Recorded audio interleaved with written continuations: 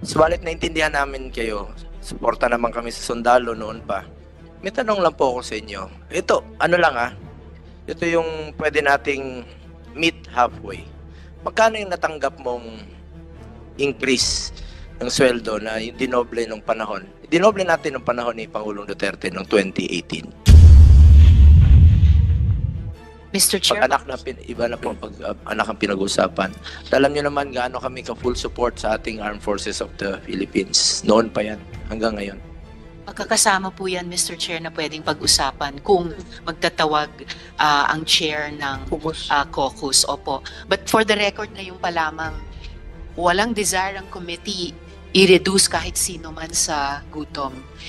We want lahat ng mga kababayan natin saan mang institusyon kasama ang AFP magkaroon ng makataong pamumuhay at kasama po doon yung mga pamilya natin, Mr. Chair.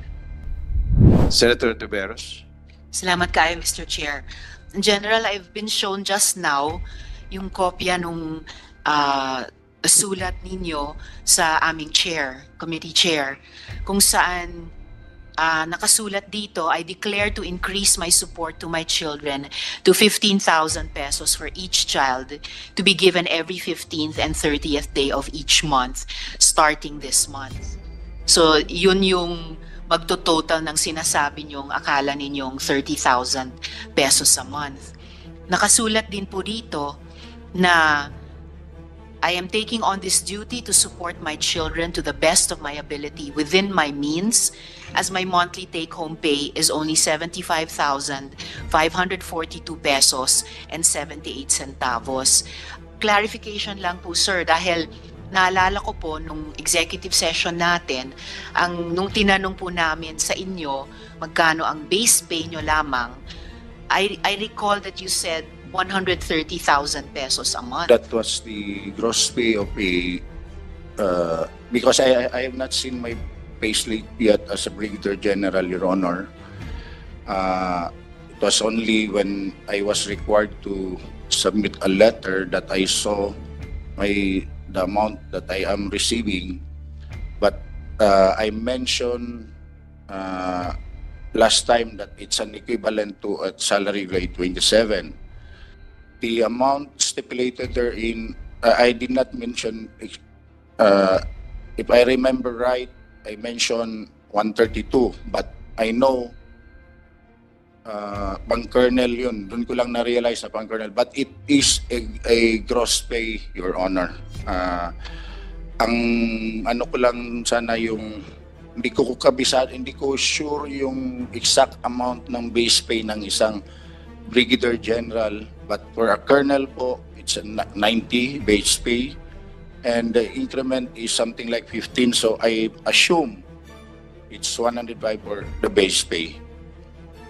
Yung ano po, yung sa base pay lang po, hindi natin pag-usapan yung allowances, because pag i-total po yan, then minus the deductions po, loan, taxes, perhaps mag-take home ng something like 120 to 125. I'm not sure, Your Honor.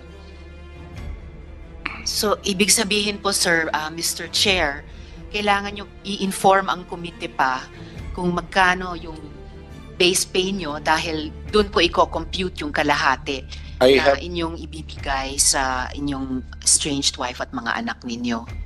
Your Honor, if I may, and I would like to call my admin assistant because I have brought with me my pay slip just to make sure the amount that I am receiving right now. But rest assured, Your Honor, again, hindi ko talaga nakuha yung exact amount.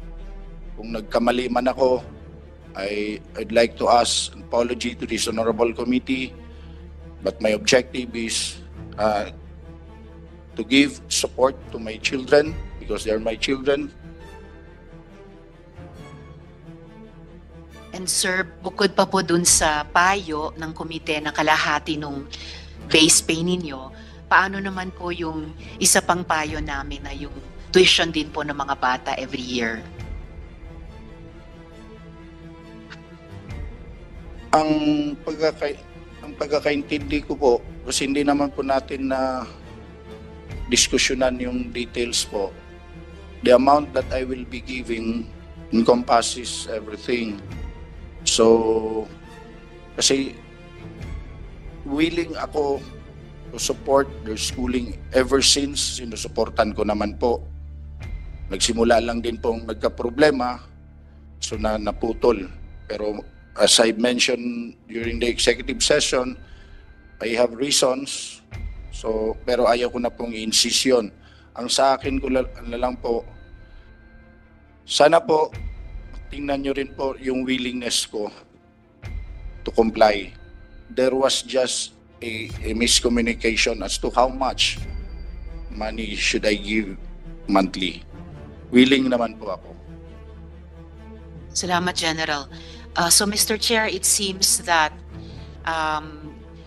mula nakaraang linggo hanggang ngayon, hindi pa nagbago yung sitwasyon ni Ms. Sevilla at yung kanilang mga anak in terms of the advice of the committee dun sa monthly child support at saka yung annual na tuition.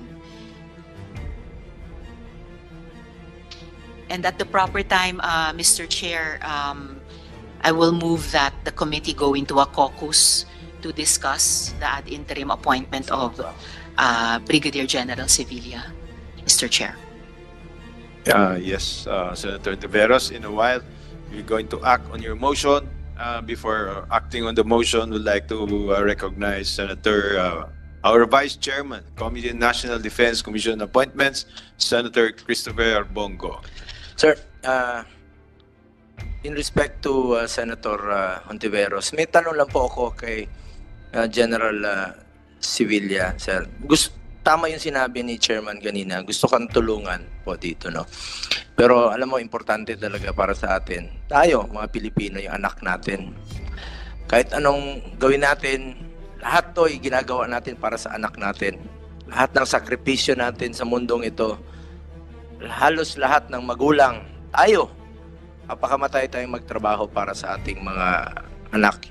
Yan talaga yung ugali na natin noon pa. Subalit naintindihan namin kayo, suporta naman kami sa sundalo noon pa. May tanong lang po ako sa inyo. Ito, ano lang ito yung pwede nating meet halfway. Magkano yung natanggap mong increase ng sweldo na dinoble nung panahon? Dinoble natin nung panahon ni Pangulong Duterte noong 2018. Not exactly doble. Sa entry position na doble. Pero sa mga colonel at saka lieutenant colonel, more than 50%. Magkano yung natanggap nyo increase nun? From nung 2017, nung 2018, sa tingin mo magkano yung increase mo? Hindi ko na ma-recall, Your Honor, dahil medyo may katagalan na yun. But kasi 2017, it's already 7 years ago. Pero there was a significant increase talaga sa amount na natanggap. I just can't really recall. Baka pwede mong i-compute o yung mga kaklase mo, ma-compute nila magkano yon. Baka pwede mo, yun na lang ang ibigay mo sa anak mo. Yung amount na yon. Your Honor, as I Baka said, magpapayag natin Yes. si Senator Hontiveros. Your Honor, I agree to that. Kung gusto nyo po, tirahan nyo na lang po ako ng para sa pagkain ko. Ipaki-compute lang po from 2017 to 2018. Magkano yung naging increase nung panahon yon na nakuha mo? Baka yun pwede mong iset aside sa anak mo, baka maging acceptable po ito kay Opo. Senator Tiveros at sa ating mga kasamahan dito sa Commission on Appointments. So, kung sa tingin mo, is it fair, Senator Risa? Chairman? Baka more than 30,000 yun. Mr. Chair, Sen Bong, as a member of the committee, I'm always open sa mga mungkahi ng mga kasamang miyembro. I'll proceed from yung naging payo ng komite kay General nung nakaraang executive session na kumbaga hating kapatid sa base Baka po pay pwede bang every mag-meet month halfway? plus tuition. Opo. Baka mag-meet halfway po, baka matulungan ka ng komite. Gusto ka naman pong tulungan, no? Ng komite. And of course, si chairman, nung nakaraang hearing, talagang pinag-usapan namin to. Gusto ka naming tulungan. Pero importante rin sa atin yung anak. Talaga napaka-importante yun. Mr. Pag Chair, anak na, iba na po pag anak ang pinag-usapan. Alam nyo naman gaano kami ka-full support sa ating Armed Forces of the Philippines. Noon pa yan, hanggang ngayon. magkakasama po yan, Mr. Chair, na pwedeng pag-usapan kung magtatawag ang chair ng caucus. Opo. But for the record na yung pa lamang, walang desire ang committee i-reduce kahit sino man sa gutom. We want lahat ng mga kababayan natin saan mang institusyon kasama ang AFP magkaroon ng makataong pamumuhay at kasama po doon yung mga pamilya natin, Mr. Chair.